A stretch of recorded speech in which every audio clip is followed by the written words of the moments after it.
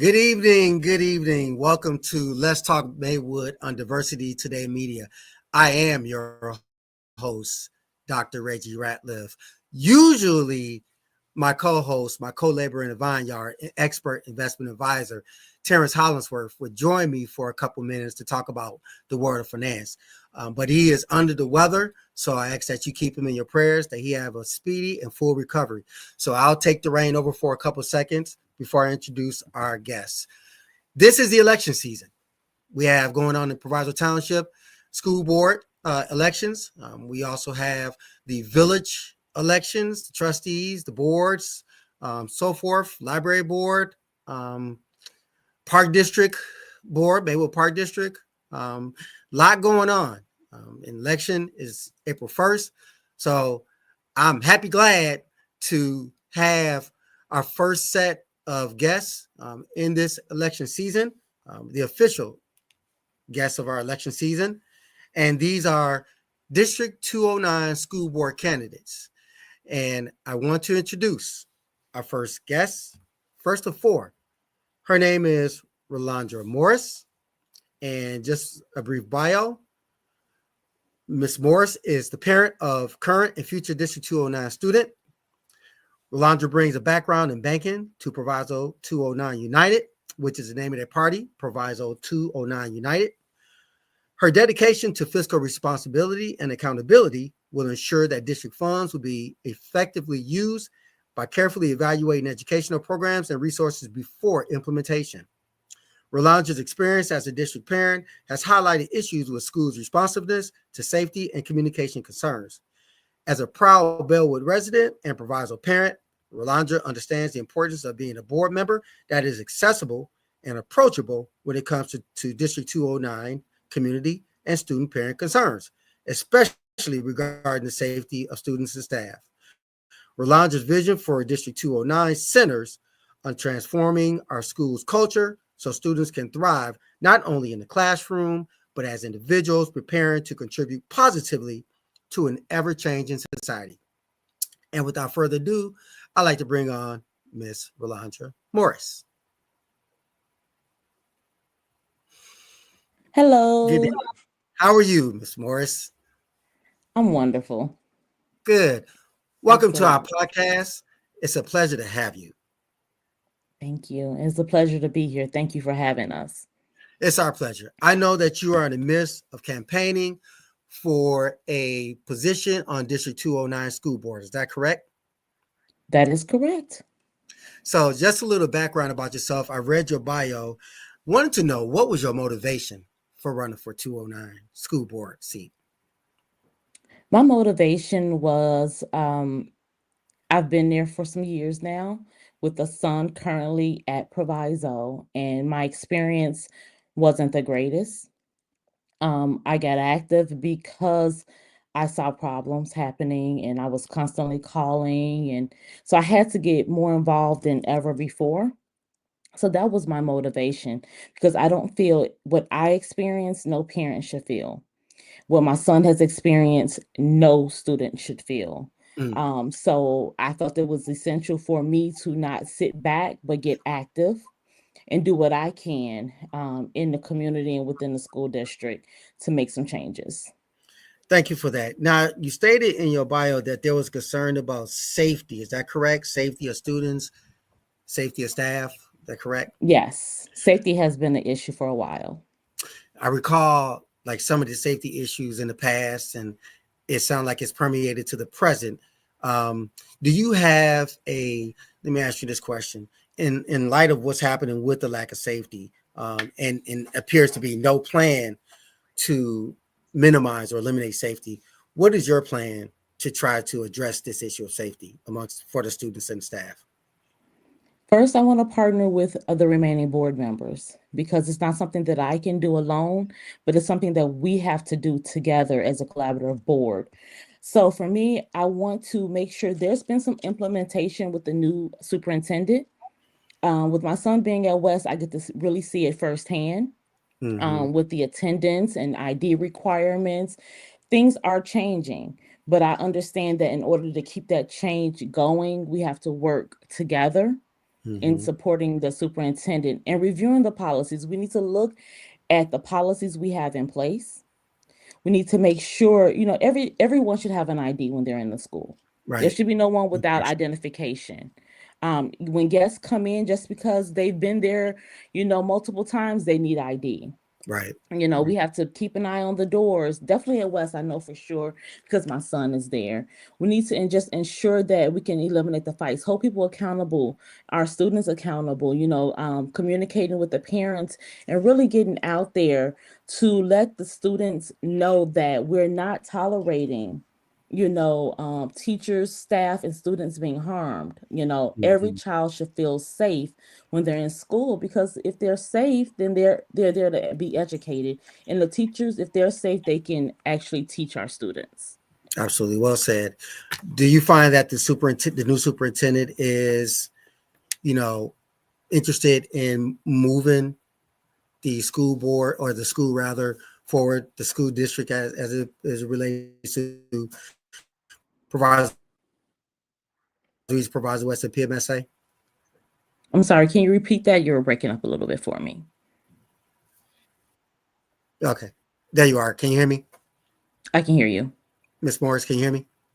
I can hear you. Can you Okay. hear me? I'll repeat the question. From what you Yes, ma'am.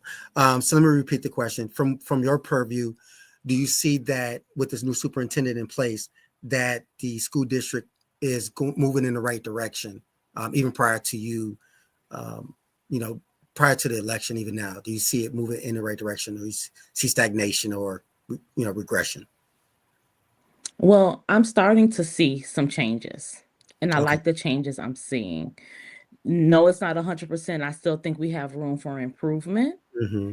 And I'm definitely going to push for that. But I definitely see changes taking place, and they're positive changes. Even my son tells me it's totally different. He's like, "Mom, the hallways are clear. Wow. There's no Yeah. one hanging around." So that, to me, that says we're making some progress. But there's things and trainings and whatnot that I feel our staff and security, definitely need, so that we can move forward and continue the work.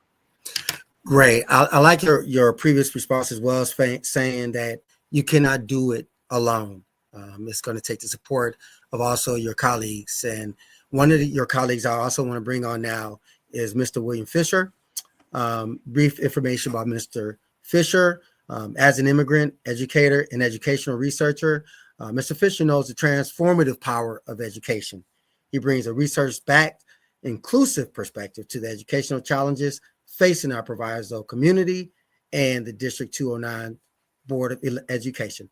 A Forest Park resident, William has a young family and is committed to ensuring that our schools are safe, strong, and continue to improve for the students they serve. A former middle and high school civics teacher, William was a first-generation college student who earned a PhD in sociology and now works as an educational research scientist, where he evaluates curricula, programs, and funding initiatives to help shape effective and equitable educational practices.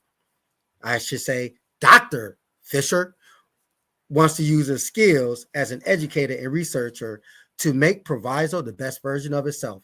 As a prospective board member, Dr. Fisher believes in listening to teachers, staff, and families to find collaborative, culturally informed solutions to issues facing District 209. Dr. Fisher, welcome to Let's Talk Maywood podcast. How are you this evening? I'm great, Dr. Ratliff. That was a lovely introduction. Thank you so much. And like I said earlier, I love your energy. It's inviting, and so I'm glad Thank to you. be here. Thank you. Well, we're glad to have you. And in this proper order, proper context, I will call you Dr. Fisher. I'm sure that when you were in school, climbing the halls of academia, they didn't just give you that degree or the advanced degree, or just say, okay, you defended your dissertation successfully without doing it. You put the work in, and now you earned that degree. You earned that terminal degree. So I'm going to call you Dr. Fisher, if you don't mind. Thank you. I really appreciate that. It was very, as you know, Doctor yourself, you understand how difficult it is to get a PhD, and Indeed. my research was on internalized racism, right? So Mm-hmm. uh, going back to an equity focus, what I did was try to create a theory, and you know how difficult that Oh is, yeah. Oh yeah. on an integrated theory on how we understand internalized racism or internalized racial oppression to account for the psychological and the sociological factors, right? So things that Yes. we see and internalize, but also think about and ruminate on, but also how these macro and meso structures and interactions impact those and bundle it all together into negative self-perceptions of ourselves and our race. Absolutely. So, Yeah, yeah. indeed. And we're talking about sociology, right? The study of society, and you just took it to a deeper level. And so I wanted to ask you, as I asked your colleague, what was your motivation for running for a seat on the school board for District 209? Thank you. Great question. So my motivation to get interested and get involved was actually my kid, and then I have another. I'm a parent of a 2 and some change old. She's about 2 and almost 2.5, and then I have another on the way who's due in a few weeks. Actually, they are my motivation to be interested, but my motivation to run was partly because of my experience as a teacher and my experience as an education researcher. My experience has taught me and shown me that it takes time for change. Change isn't immediate. And to provide the best educational atmosphere and system for not only my child by the time they reach high school, but also for kids coming up, kids about to be there, practices and policies need to take place and be set forth now, right?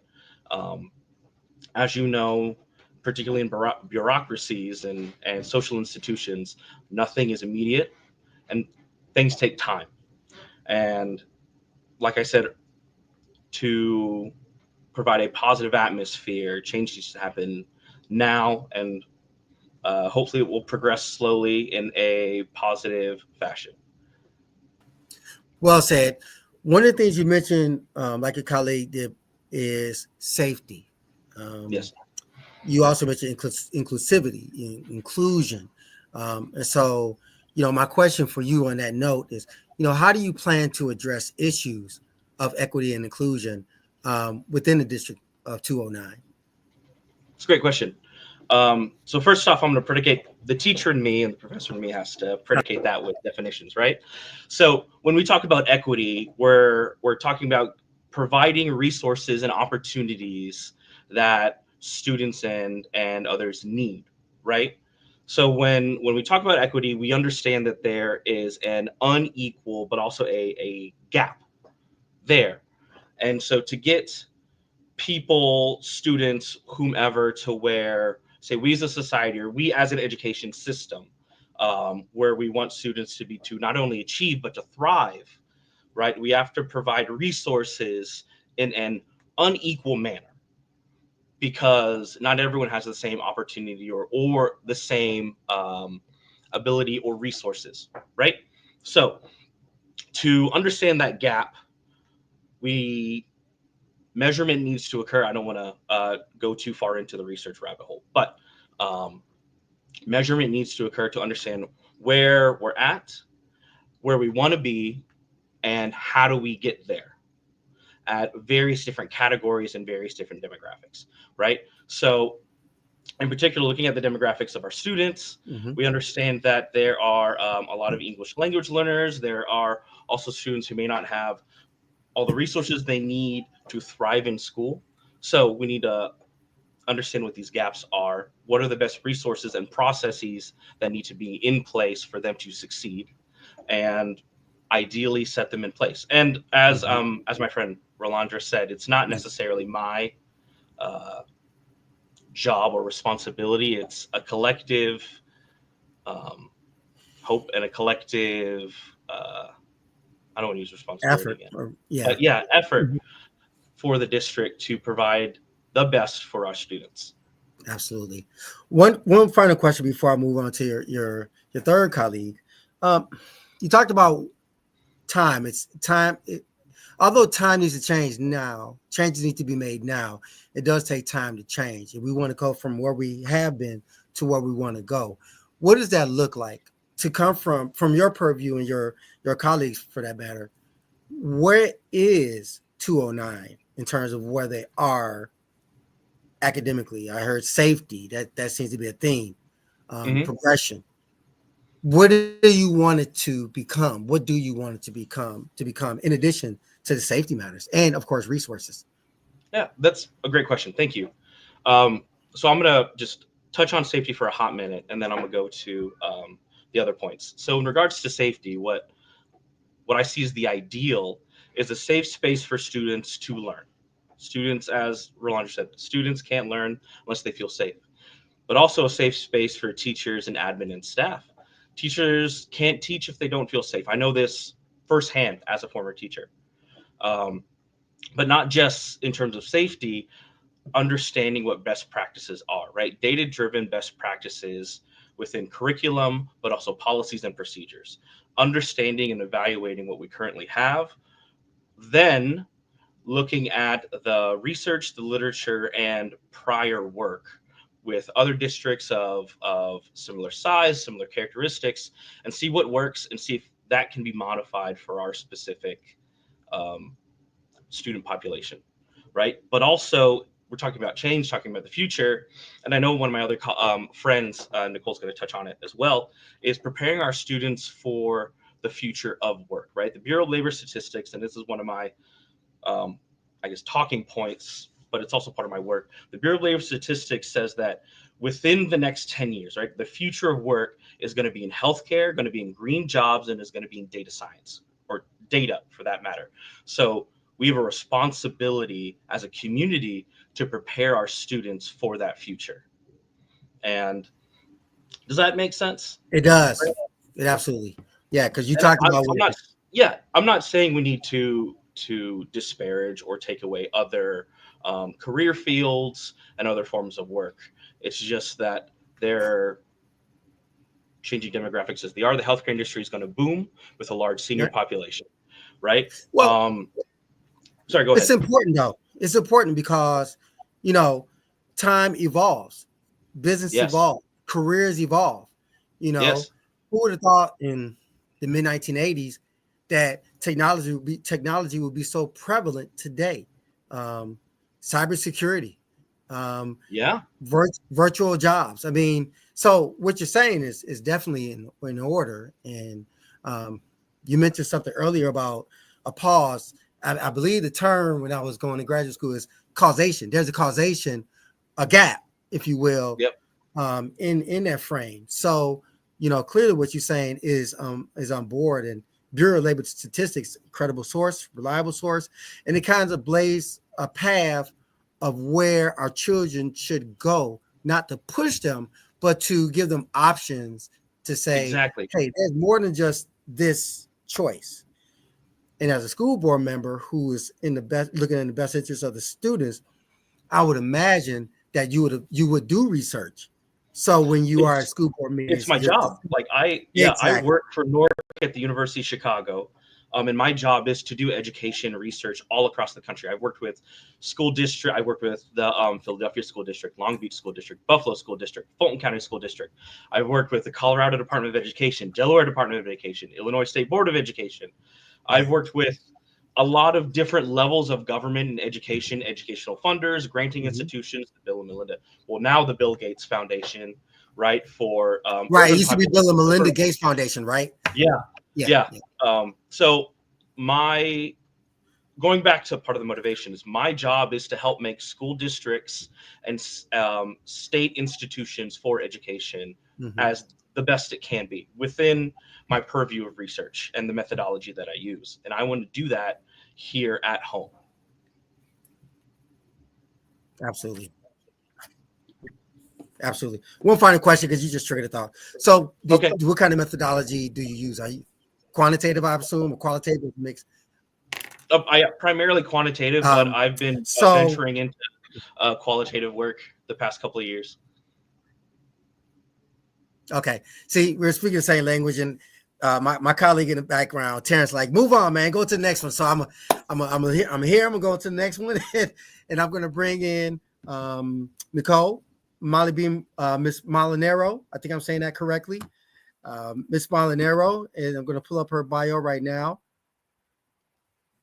She's dedicated to expanding educational and career opportunities for District 209 students. Her focus includes promoting trade programs, which you can never have enough of, dual credit classes, and alternative pathways that support both college prep and career readiness, balancing her studies for an associate's degree at Triton College, raising a young child, and working at the Quinn Center. I'm familiar with the Quinn Center, of course. Nicole brings firsthand experience with initiatives like mental health, first aid, and community health worker training. She is actively engaged in both Westchester and Proviso ecological issues and green initiatives. She is an active and founding member of the League of Women's Voters, Proviso chapter. Nicole advocates for supportive learning environments by prioritizing mental health resources and incorporating outdoor-based curriculum, emphasizing the importance of promoting and providing emotional well-being resources in achieving academic success. And without further ado, I'd like to bring on Nicole Molley Bee Molinaro. Thank you for having us tonight, Dr. Reggie. Oh, yes. It's a pleasure to have you, Miss Molinaro. Do you want me to call you Miss Molinaro, Nicole, or Molley Bee, or what do you prefer? I have no preference. They all work for me. Well, thank you again for coming into this space. As I asked your other two colleagues, talk a little bit more in depth about, what you have seen, as a parent, as an educator, as a community activist or a community leader.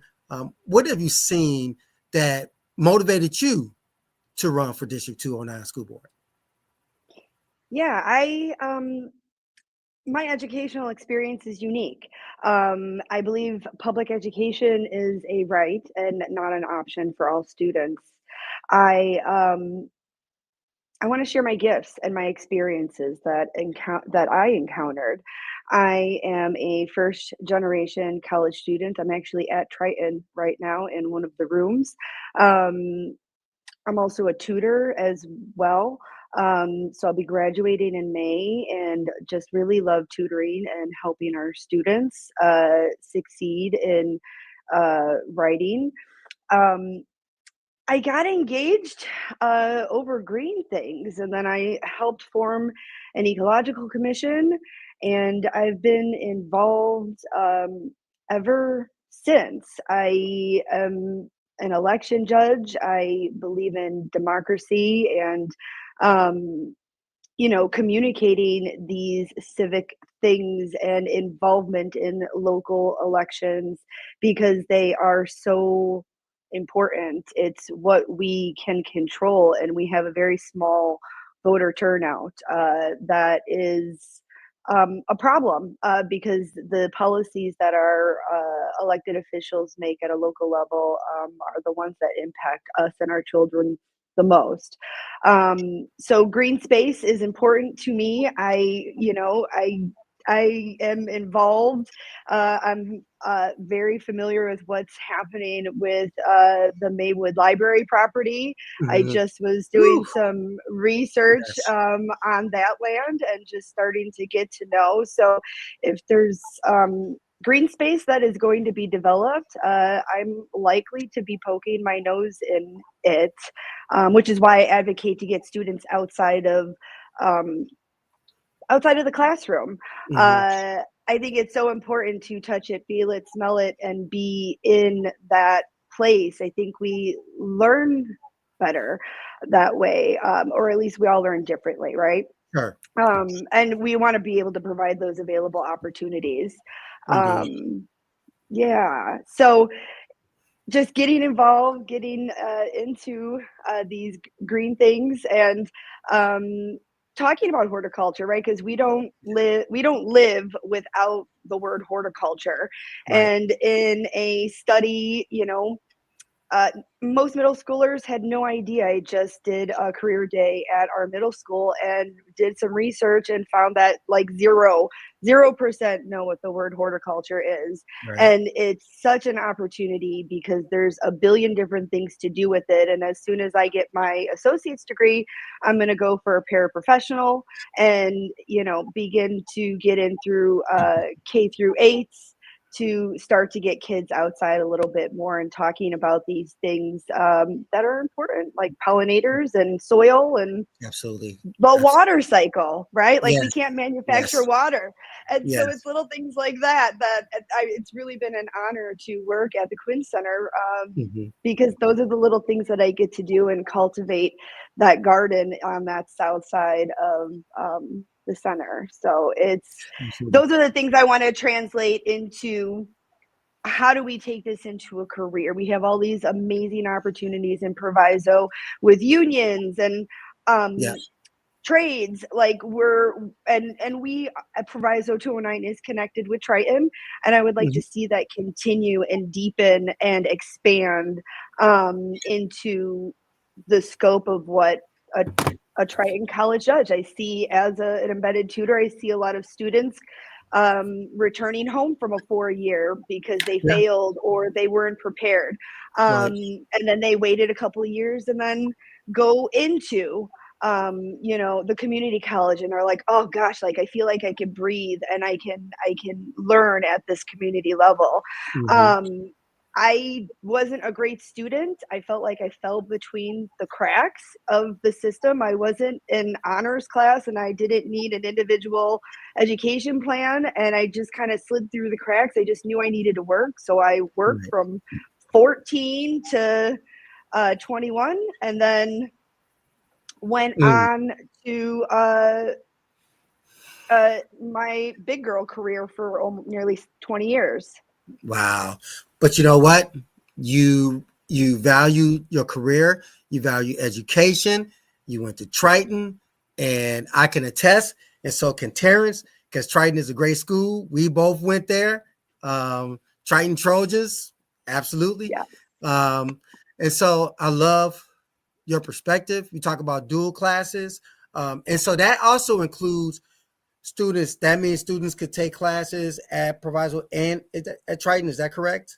Or how does that work? There is a cohort that is, I actually just saw one of Proviso students at the Academic Success Center recently, and it was so exciting to see. Like the college students don't know that he's a high school student. Only I know because I know this student in the Proviso school, and so it was a lot of fun to see high school students in the college arena, and it sounds like that is going to expand.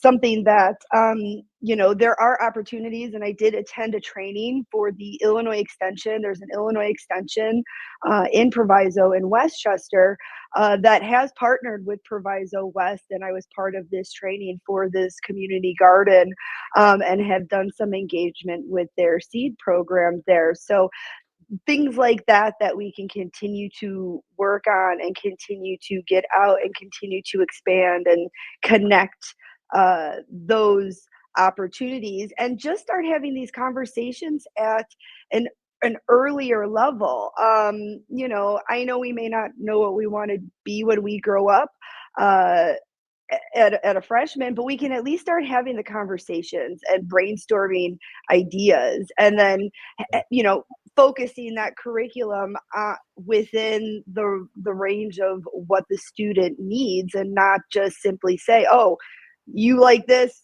we're doing that. So just the diversity of options, whether it's traditional, whether it's non-traditional, whether it's trade, whether it's an apprenticeship, just choice it. I didn't feel like I had choices. And so I'm really big on providing choices. Right. I love it. You talked about something a moment ago about water, pollen, those things like that.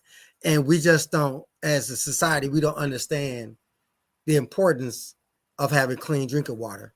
You just, oh yeah, water comes from Lake Michigan. We just drink it, but there's so much more than just getting water. Isn't that correct? Or pollen, like there's so many benefits from pollen. So pollination specifically, go ahead, but yeah, we have the largest freshwater resource in the world, and we take that for granted, and it it's mind-boggling, right?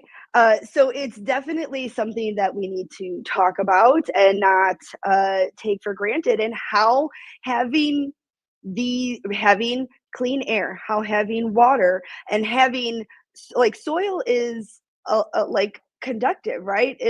How putting your bare feet to soil can help your mental health, right? There's horticulture therapy, and it all kind of comes full circle that if we Mhm. take care of her, she will take care of us. Absolutely. And why it's so important to um you know consider this aspect of it, and how it, especially post pandemic, we saw a Mhm. pandemic, we saw how everything became still for a moment, and how things, right, softened and became a little Yeah. more cleaner.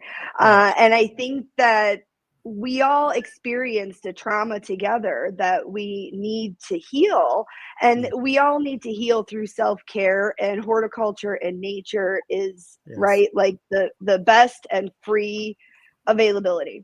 Absolutely. I want to ask you, because Terry told me to move on, but I'd be remiss if I didn't mention that the Quinn Center is fantastic. Years ago, my nonprofit, we used to do work at the Quinn Center, and just doing. They're so flexible. So many diverse programs that they have. Even our partnership with Loyola State School of Medicine. Back in the day, they come in and work with kids on healthy eating and things like that. So many things. So shout out to the Quinn Center. But I want to ask you, as a prospective board member, I'm all about strategic planning. You can have the best ideals and everything, but unless you strategize, it's just like throwing darts on the wall and hope it sticks, or whatever the case may be. So my question for you is, what strategy or strategies will you implement to improve, not just to broaden the scope of the students, but the performance of students, and the outcome, and just expanding their knowledge about even what you're talking about, horticulture and pollination, and just career, the mindset, focusing on changing the mindset. Yeah, we need to look at, the metrics, right? And the testing. Like, are we testing just to test, or are we like, what does this all mean? I may not be, I don't like working in silos, which is why we have a team that we do this stuff together. And I really think that um the plan is to listen. The plan is to work together, and the plan is to find out what the students want and meet the students' needs wherever they may be. So as far as strategic planning, I think that we need to work with our superintendent, who has strategic planning goals on that. He has experience working on a state level as well as within the school districts at a local level, and he has turned schools around. His vision of and how he has been thinking about planning for the district and what he would like to implement, I think those are things that we need to look at and discuss as a board, and help him implement those strategies for success. Okay.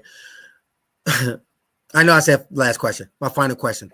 Do you believe that the board in place has the vision, wherewithal, experience, knowledge, energy, endurance to turn the superintendent's vision into reality, or strategic plan into reality? Your I competitor. believe, I mean, I believe that the three that will remain, yes. Okay. All right. So that means that overall, maybe, but I three. think together we're strong. I think that the three that are remaining, uh, Okay. we know how to work together. Gotcha. Understood. All right. Thank you so much for your insight. I really appreciate it. And I want to bring on our Last candidate, last but certainly not least, Miss Ebony Nikki Smith. Ebony is a dedicated advocate and parent who believes deeply that education is the cornerstone of success. She brings a background in political science and public policy to Proviso 209 United.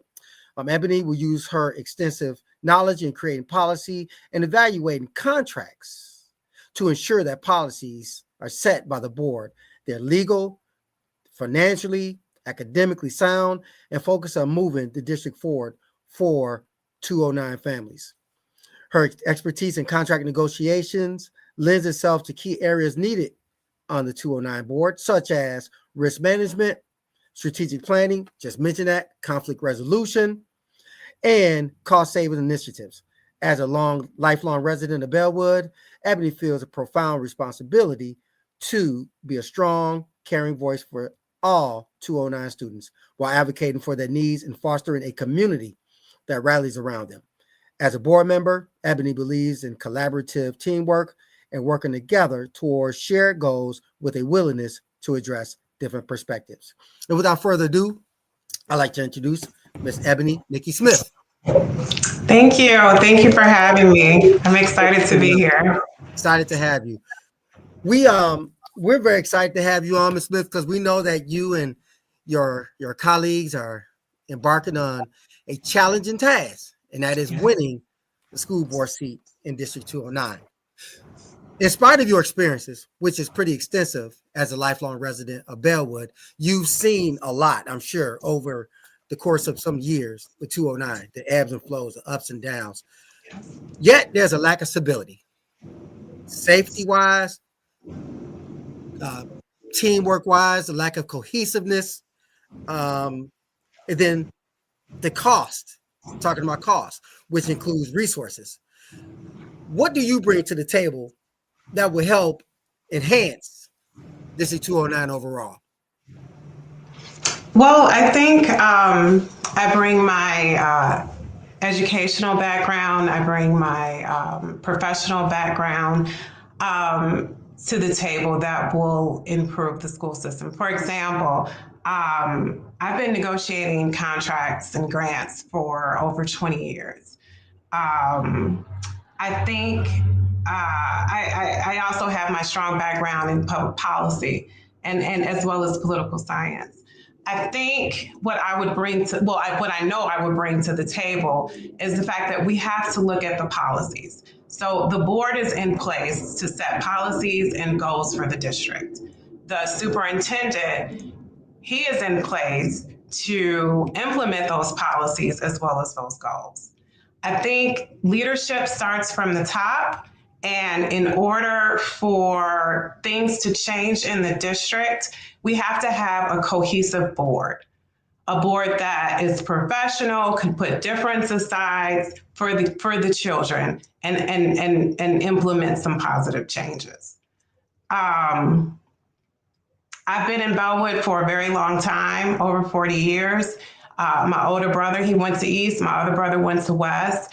And, you know, I love my community. I cherish my childhood here. I want my daughter to experience the same positive upbringing I had. But the statistics are alarming. Our schools are consistently ranked lower than neighboring districts. And it's time for a change. You know, our students deserve better. My motivation for running is that, like you said, I firmly believe that education is a cornerstone of success and that every child should have access to a quality education.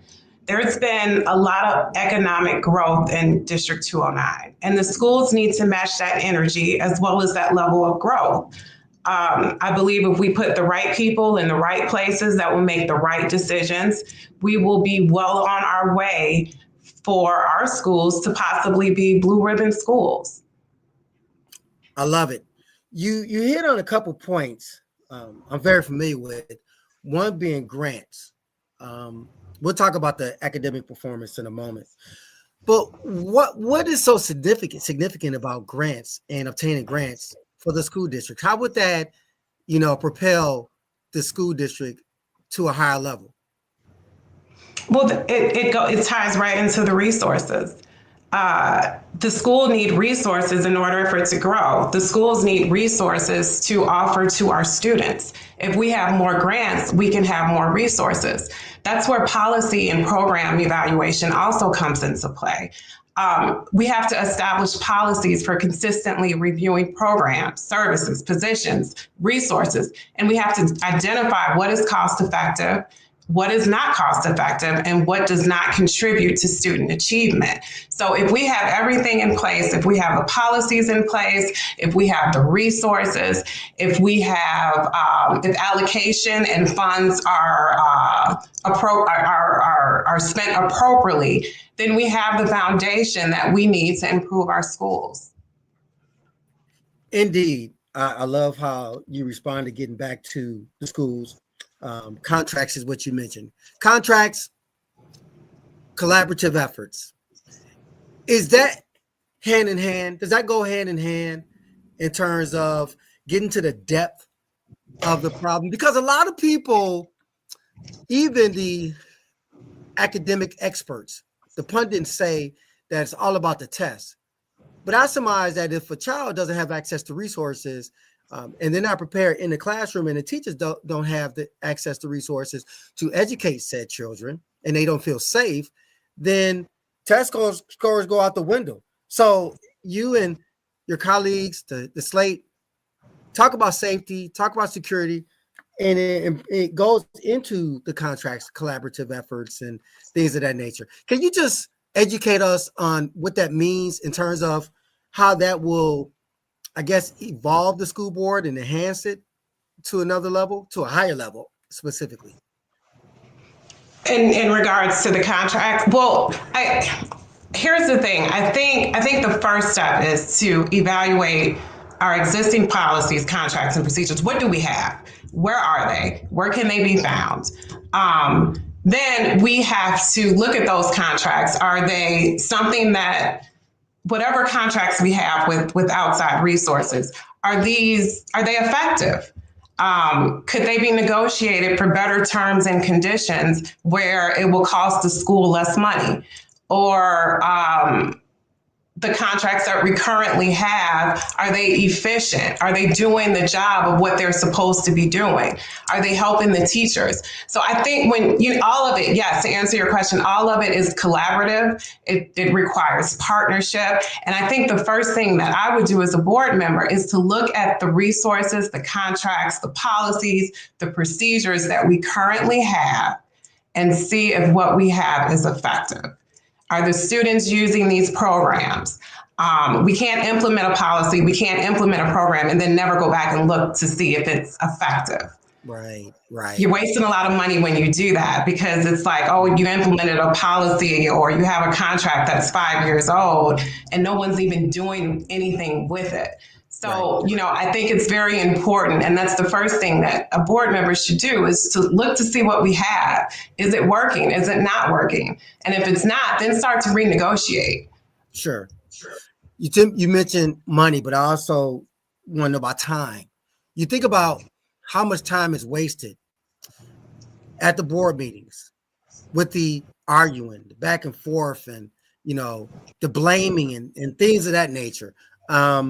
Which is pretty disturbing for those of us who are alumni of Proviso Township. And so with Proviso Township now, correct me if I'm wrong, they're Title I schools, right? Proviso East, Proviso West? Yes, I just want to make sure, do people hear me? Because I saw a comment that they didn't hear me. Oh, there was a slight pause, but I heard you. Oh, okay. So let's take you back a little bit. Can you just Jenny can hear you. Jenny just like for 10, 15 seconds to talk about the importance of contracts and collaboration. If you could just kind of sum that up, that part, maybe they didn't hear that part.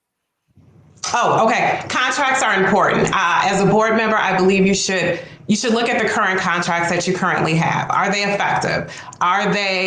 Is are they doing what they intended to do? Sometimes contracts just need to be renegotiated so that you can have better terms and conditions, and maybe you could renegotiate the cost. So that's what I mean by looking at contracts, looking at the current contracts that we have to see if they're conducive. If they're not conducive, then we need to terminate some of those contracts and find services and resources elsewhere. Thank you for that.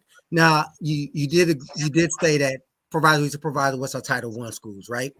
Yes. Okay, so that means they're underfunded, or the community at large, underserved, underfunded, things like that, get into the finances. So as you talked about contracts, collaboration, policy, how can we implement policy collectively as a board that will result in removing Title I, well, Proviso Township as a Title I school? Or is that just the norm? Is that something that's just accepted? Because I don't see Title I as a failure. I see it as opportunity to improve, opportunity to enhance. But as long as Proviso Township has been on Title I, you're going to continue to see low test scores. You're going to continue to see low lack of resources and contracts. So my question for you is, piggybacking off contracts and collaborations and your expertise with grants and things like that, how can we get out of Title I status as it relates to policy, if that's even possible? Does that make sense? It does, and that's a challenging question. I believe that is something that would require research. It would require a lot of conversations from community members, from administrators to staff, like that's and the superintendent. That's a bigger conversation. But I think whatever we do arrive at, it takes everyone would have to come to that decision. It can't just be the board. It can't just be the superintendent. We need everyone's input on making that type of decision. And whatever we arrive at, then you create policy and you implement policy based on that decision. So you're talking about, internal stakeholders, external stakeholders. Exactly. Yep. Parents. Okay. Yes. Mm-hmm. Okay. Yeah. So I just have one question. Terry, he keeps telling me to wrap up stuff, but I mean, I love the responses. So Terry, you have to wait 2 or 3 more minutes, brother. I know you're under the weather, but take some cough medicine or something. But real quick, my question is, how do you plan to address these, any and all budget constraints, financial constraints, while maintaining academic quality? Is that even possible for a Title I school district? I think so. I think it's very possible, because I think, and I hate to keep saying this over and over again, but I think it ties into you eliminating stuff that's just not working. And I think it's important to repurpose those funds. So if something is, you have to look at what you have. If something is not working, then you can kind of repurpose those funds for something else. But if no one's doing any evaluations, then it's just like money just going to the trash, because no one's using some of these programs that we're paying for. So if someone really looked at the budget and eliminated some of that excess spending, then yeah, we can definitely repurpose those funds for programs that the students could use.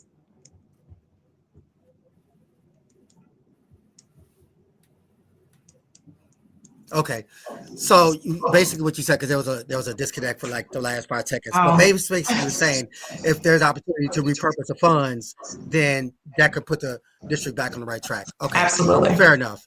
So, so as we start to wrap up this podcast, I'm an advocate for strategic planning. People don't plan to fail; they fail to plan. And one of the things that I've seen as an external stakeholder is that there's been a lack of failed planning. And you got your dog too?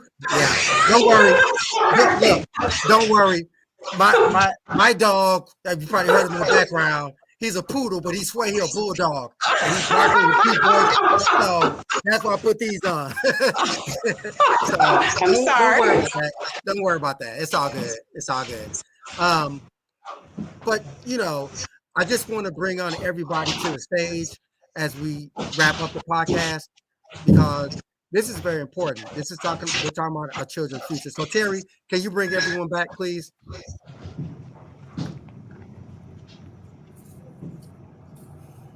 Thank you. So, I just want to thank everyone for coming on. Surely, we couldn't do this without you coming on. But as we have the last 5 minutes or what have you, I want to start off from the audience. Jeremy asks about the accommodation for students with special education, special needs. Excellent question, Mr. Horn. So how would you address that? Any one of you four can address that. How will you accommodate students with special needs or even students with special education? Now, I'm assuming you're talking about maybe physical and also academic, needs, maybe accommodation, maybe done a learning plan or IEP or what have you. So, Dr. Ratliff, can I say yes, doctor. One thing first. So Title I means that a percentage amount of students within the school come from low-income families, right? So to address it means to talk about a systemic thing. And to back to Ebony's point in terms of grants, which I think will lead into Jeremy's question, how to accommodate, but also how to supplement resources, are looking at different grants for those students, right? In regards to, and the only one off the top of my head, because I'm working on a research project for English language learners right now, right? Our Title III and educator enhancement grants, particularly within the state of Illinois, are designed for school districts and schools to apply for state and federal funds so they can supplement what they don't have to provide resources and accommodation for their students. Right. And in regards to special education and differently abled students, I can't remember the programs and the resources off the top of my head, but I know that they're there, and I know that we can find them and figure out how to not only apply but how to win those funds as well. Absolutely. Right. Absolutely. Does that make sense? It does. It does. Would anyone like to add to what Dr. Fisher said, ladies? Okay. So what I like to do is just ask one or two more questions. What is your vision for 209 over the next 5 years? What is your vision? We'll start quickly with you, Ms. Nicole. What is the vision? Not just you individually, but as Proviso 209 United. What is your vision of everyone? Yeah, I think that we really want to think about being creative and consider, multi-generational opportunities. I think we could do a good better of engaging our entire community.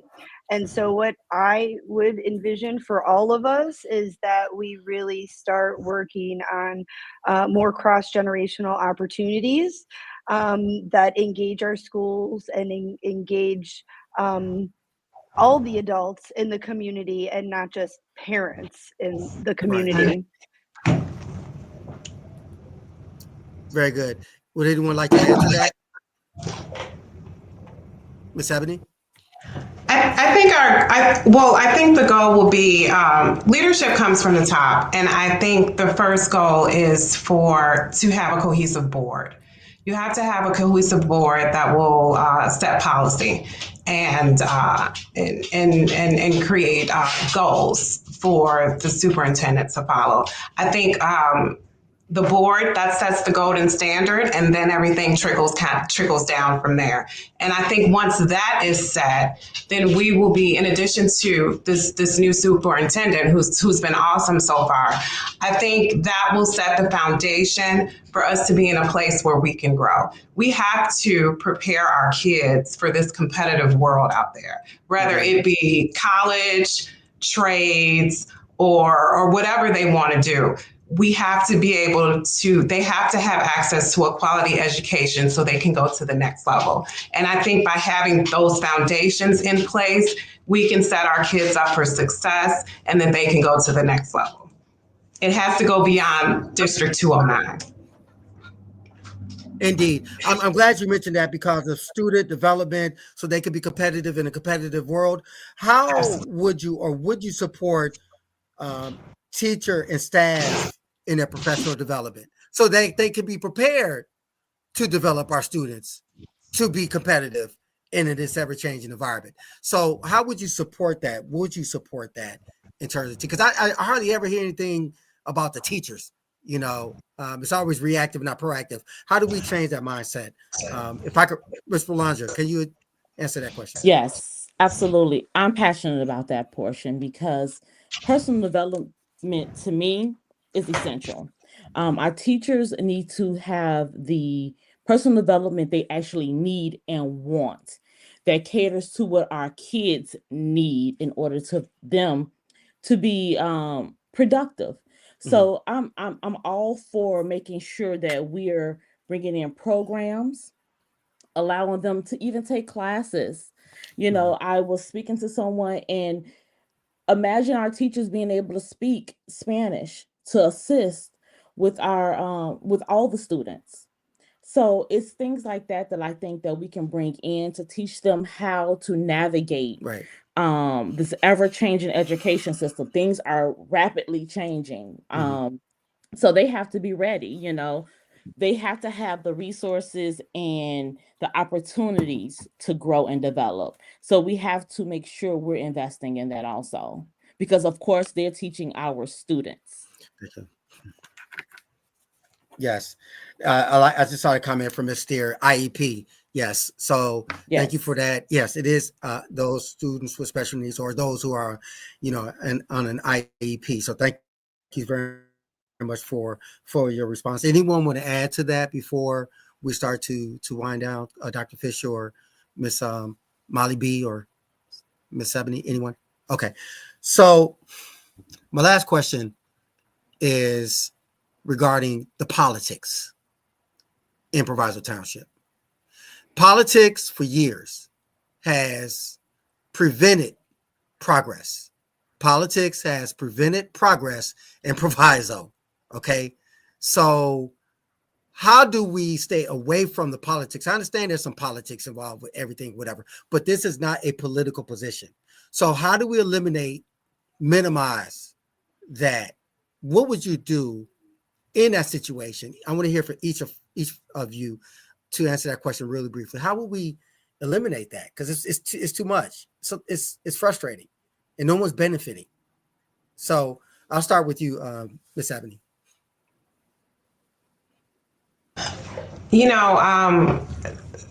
The politics of it all has failed our schools.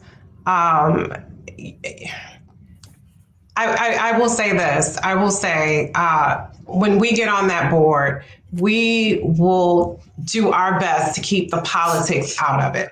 We are not tied to anyone politically. We are supported by the teachers union, Proviso Teachers Union. They support us and what we stand for and what we're trying to do.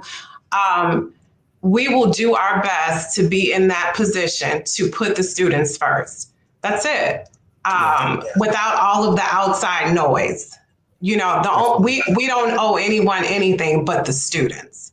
And I think if we keep that focused while on that board, we will be fine. And then we can start making some real change and real improvements in the school system.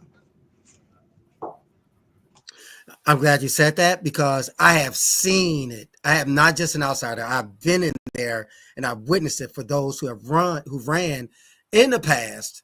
And I've seen the politics, even from, like you say, outsiders. There's that connection. I'm not going to throw names out there, but clearly it existed. So, and we're talking decades of politics. So let's go to Ms. Nicole and then Dr. Fisher and then Sister Morris real quick.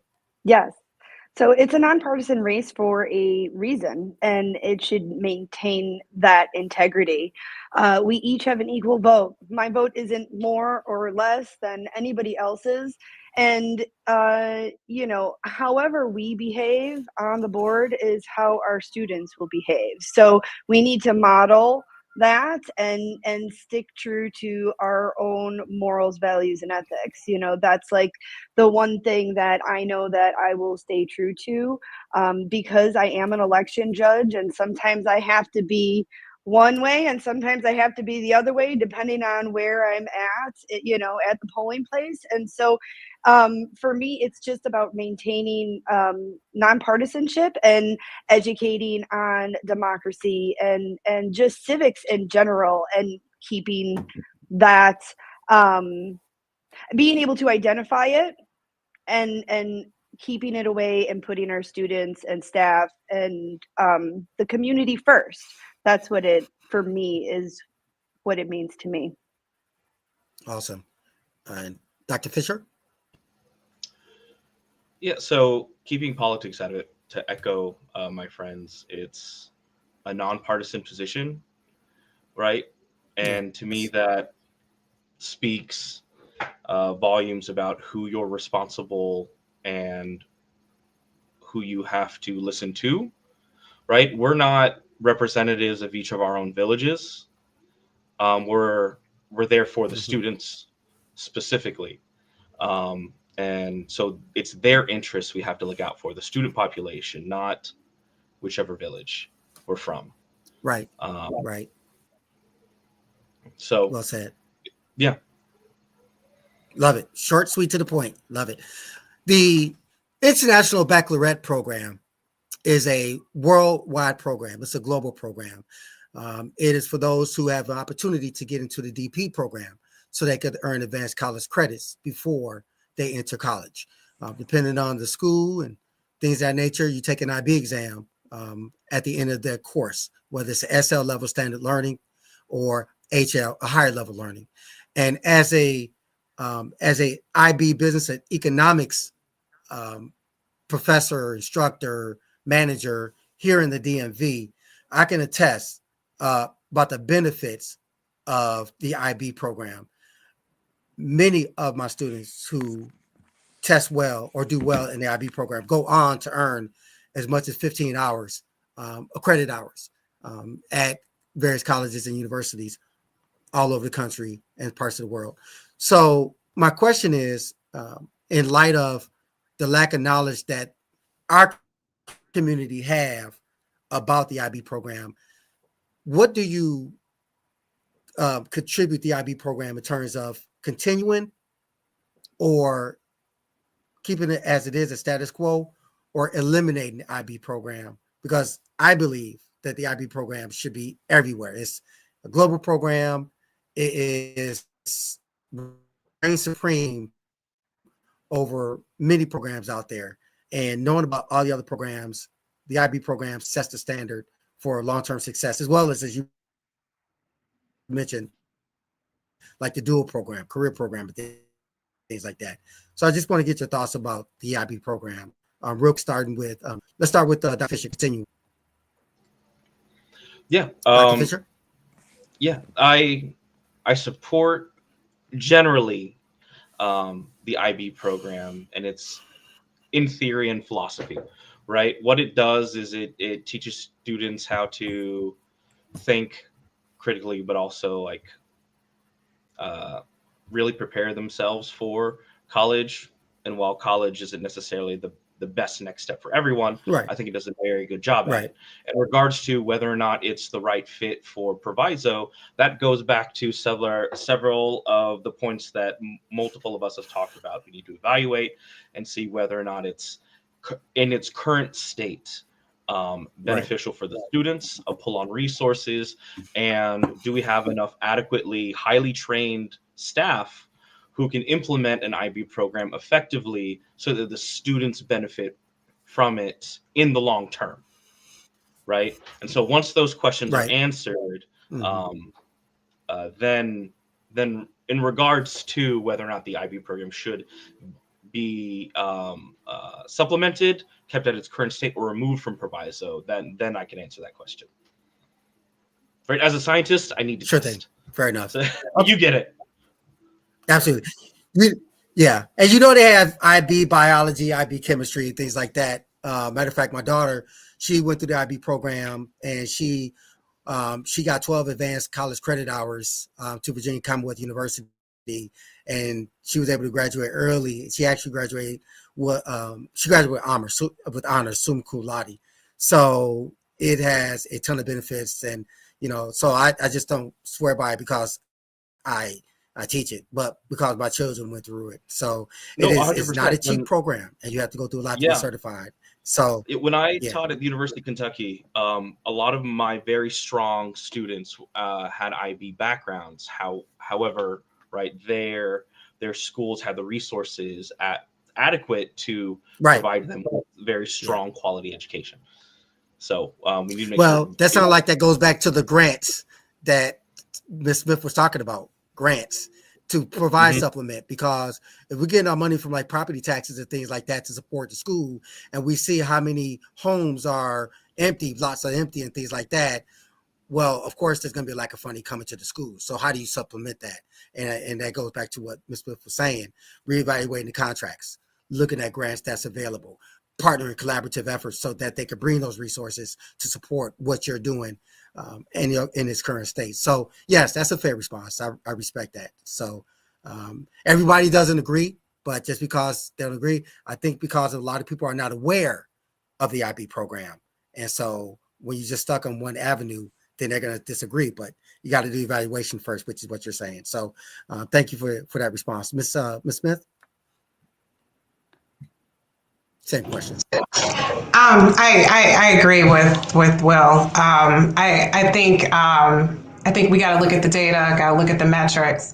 If it can be effectively rolled out, and if it's rolled out correctly, then I do support it. But it has to be equitable, and it has to be rolled out correctly. Because if it's not, it's just insufficient, and it doesn't help anyone. Right. It could be catastrophic indeed. Miss Nicole? Yeah, I'll echo what they both just said. The Illinois report card states that the IB program is a small percentage of our students, and so when we talk about like funding Right. things like IB or special education or English language learners or those with IEPs, I think we need to look at where where our biggest demographic is, and then figure out how to fund that from there. But yeah, I think it's a good program, just something that we'll need to determine if there's funds for, and what other needs we might have also. Indeed. And then finally, I think everyone asked her, correct? Oh, Miss Rolanda, I think, did you No. respond? Yes. No, I didn't respond yet. Okay, please So do so. as a parent whose child was in the IB program, I understand and I know for a fact that the program isn't there yet for Proviso. Mhm, My son elected to leave the program and just take all AP classes mhm. instead of going through the process. We have some work to do. Yeah, I'm not against the program, right. but we need to look at the data to make sure it's working for our students. Mhm, Right now, it's not. That's mhm, just the truth. I mean, mhm. some may. I'm not gonna say anyone isn't Right. excelling in it, but for my son's friend group alone, several Mhm, students changed their mind mhm. because if there was a time where we didn't have enough teachers, we didn't have Right, the resources in place for right. them to be successful. So if we're going to do it, we need to do it right.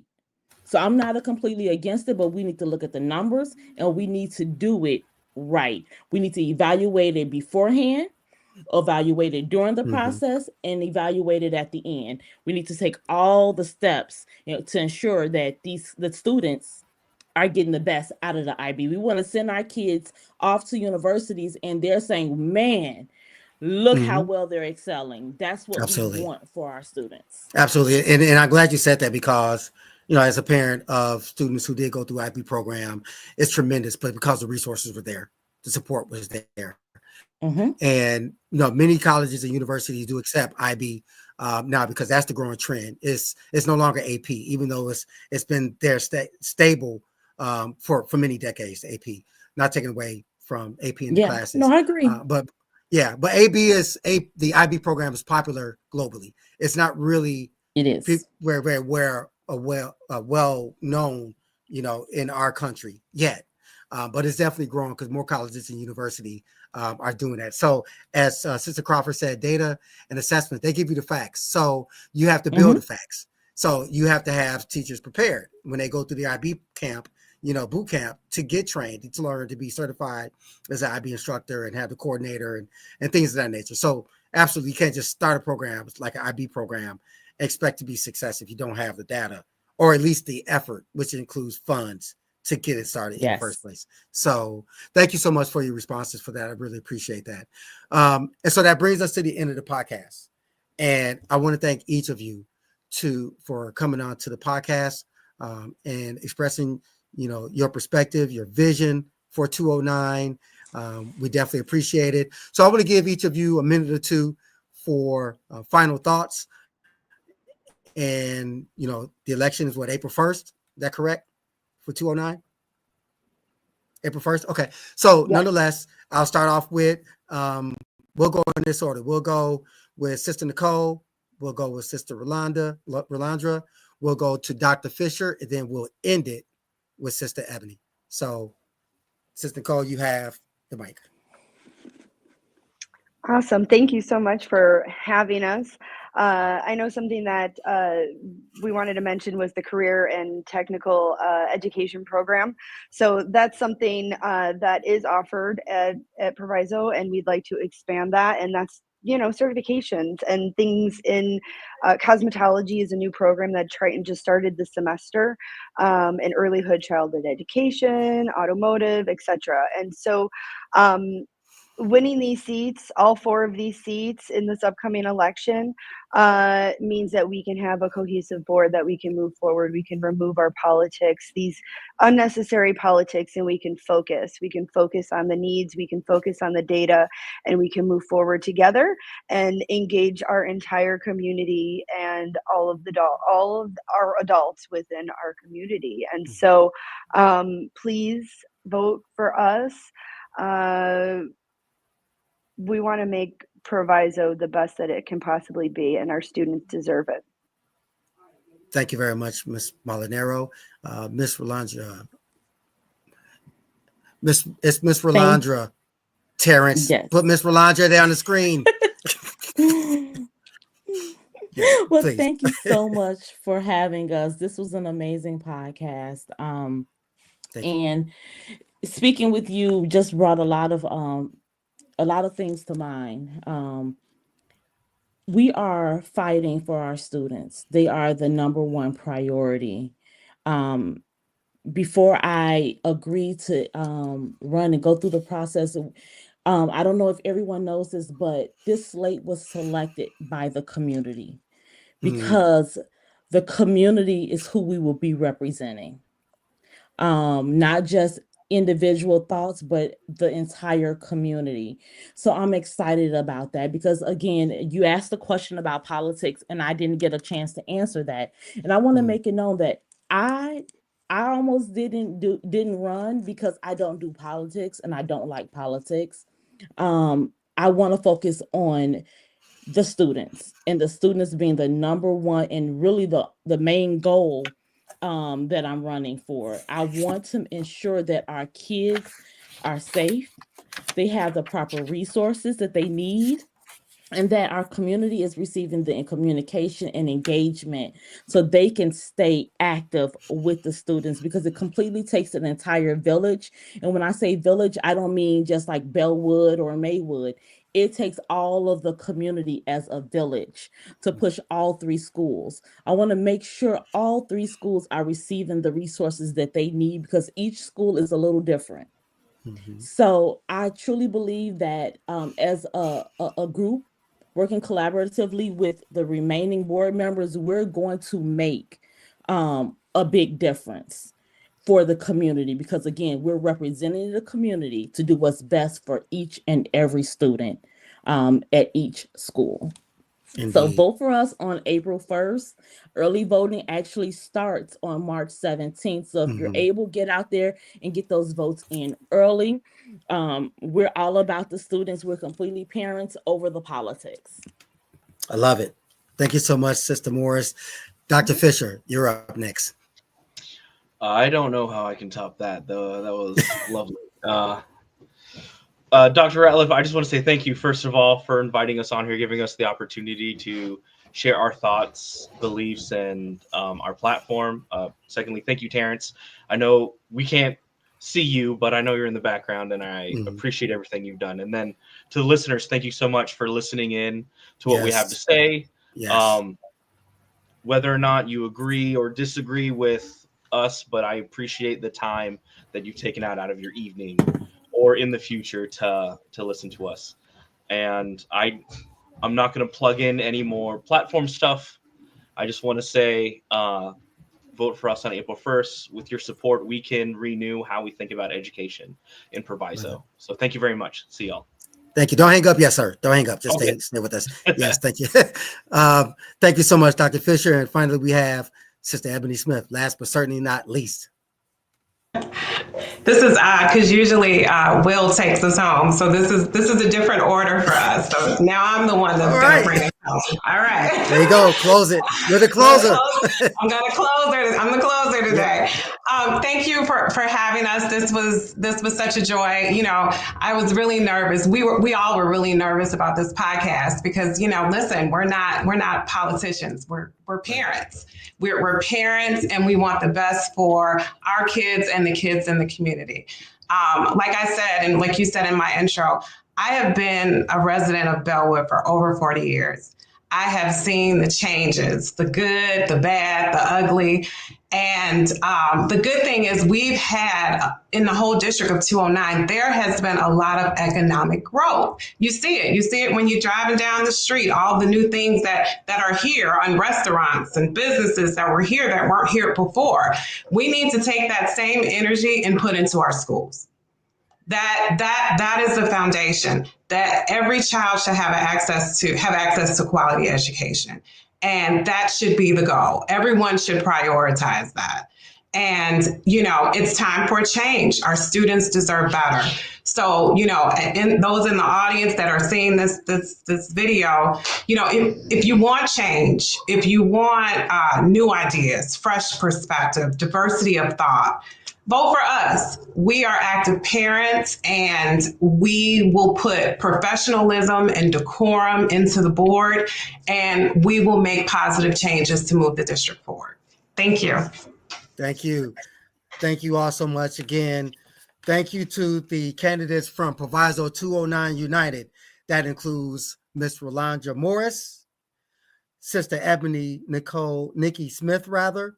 We have Nicole Molley Bee Molinaro and Dr. Will Fisher. I love the theme, time to renew our schools. Hey, listen, someone said that there's this African proverb that it takes a village to raise a child. My question is, as it was stated years ago when I was on Beacon Hill in Boston, it was the University of Boston professor says, well, if it takes a village to raise that child and the village doesn't have their act together, who's going to raise that village? It's time for the village to rise up. It's time to vote. It's time for professionalism, thinking about the parents, to be positive. And with that, you'll have progress in Proviso Township. I'd like to thank you for listening. I'd like to thank you for your comments as we were having our discussion. It really resonates with us. It really enhances our podcast, and your input, whether it's you're for it or against the thoughts of our candidates or a guest or even the host. It's okay, because at the end of the day, we are all one. We're one village trying to empower and enhance and elevate our students. I am your host, Dr. Reggie Ratliff. Tune in next time for our next guest. Please watch us on Facebook, like us on Facebook, and watch us on YouTube and subscribe to YouTube. We are Let's Talk Maywood podcast on Diversity Today Media. And until next time, God bless you. Be safe. Please vote. March 17th is the early voting. Vote and have a blessed evening. Good night.